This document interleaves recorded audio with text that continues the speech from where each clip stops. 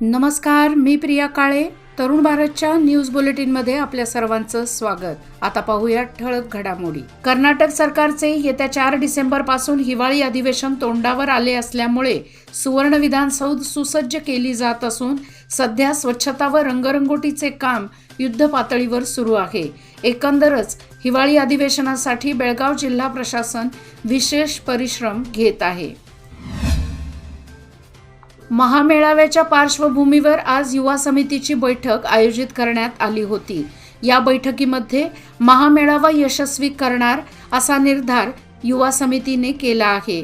त्याचबरोबर सीमा भागात मराठी युवकांचे संघटन उभा करणार असून मराठी शाळा वाचवण्यासाठी समितीकडून प्रयत्न करणार असल्याचे स्पष्ट करण्यात आले आहे.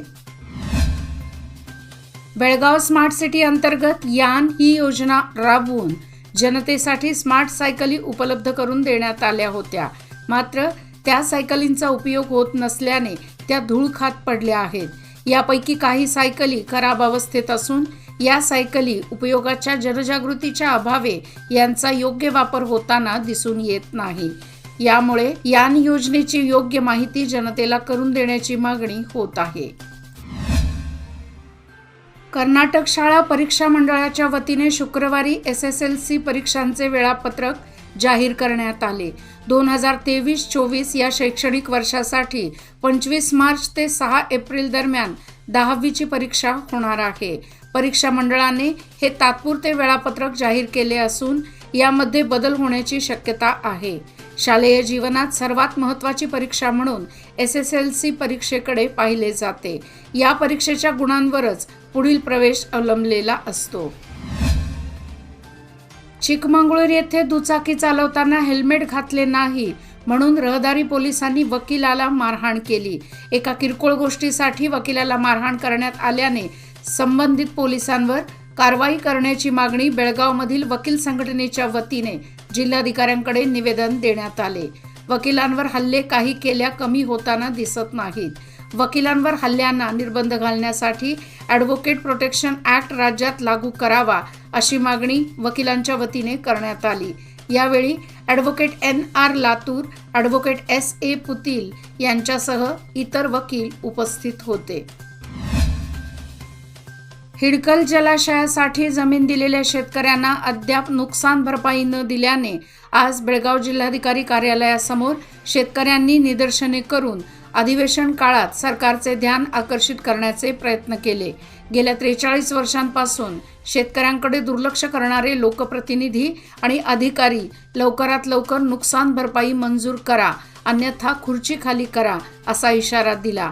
याप्रसंगी हिडकलचे शेतकरी व शेतकरी नेते मोठ्या संख्येने उपस्थित होते. जागतिक एड्स प्रतिबंध दिनानिमित्त बेळगाव शहरामध्ये जागृती जथा काढण्यात आली. आश्रय फाउंडेशनच्या वतीने काढण्यात आलेल्या या जागृती जथामध्ये सफला नागरत्ना, अर्चना पद्मनावर, अरुण सराफ, माधवी पाटील सह वैद्यकीय विद्यार्थ्यांचा मोठा सहभाग होता. राणी चन्नम्मा विद्यापीठ आंतर महाविद्यालय आयोजित श्री शिवयोगी मृगेंद्र स्वामीजी महाविद्यालय अथणी येथे पार पडलेल्या वेटलिफ्टिंग स्पर्धेत भरतेश महाविद्यालयाची विद्यार्थिनी स्वस्तिका मिरजकर हिने 71 किलो वजनी गटात सुवर्णपदक पटकावले आहे. स्वस्तिका सलग 3 वर्षे वेटलिफ्टिंगमध्ये युनिव्हर्सिटी ब्लू खिताब पटकावते आहे. स्वस्तिका मिरजकरला प्राचार्य सुनीता देशपांडे व प्रशिक्षक यांचे मार्गदर्शन व प्रोत्साहन लाभत आहे. लक्ष्मी टेकडी येथे माजी सैनिक संघटनेकडून शिरगावकर व मैत्री कुटुंबियांना विनाकारण त्रास देण्याचा प्रयत्न केला जात आहे. त्यामुळे संबंधितांवर कारवाई करण्यासाठी बेळगावमधील विविध दलित संघटनांनी जिल्हाधिकारी कार्यालयासमोर निदर्शने केली. लक्ष्मी टेकडी येथील सैनिक नगर परिसरात माजी सैनिकांची संघटना आहे. संघटनेचे अध्यक्ष बसप्पा तळवार यांच्या नेतृत्वाखाली संघटनेचे उपद्व्याप सुरू आहेत. रहिवाशांना नाहक त्रास देण्याचा प्रयत्न या संघटनेकडून केला जात आहे. यामुळे दलित बांधवांना त्रास देण्याचा प्रयत्न होत असून असे प्रकार खपवून घेतले जाणार नाहीत असा इशारा देण्यात आला. बेळगाव बेंगळूर रेल्वे मार्गावरील विद्युतीकरणाचे काम पूर्ण झाल्याने आता या मार्गावर विद्युत इंजिनवर धावणाऱ्या एक्सप्रेस सुरू झाल्या आहेत. बेळगाव बेंगळूरू एक्सप्रेस पहिल्यांदाच विद्युत इंजिनवर धावल्याने यापुढील काळात गतीमध्ये वाढ होणार असून प्रवासाचा वेळ कमी होण्यास मदत होणार आहे.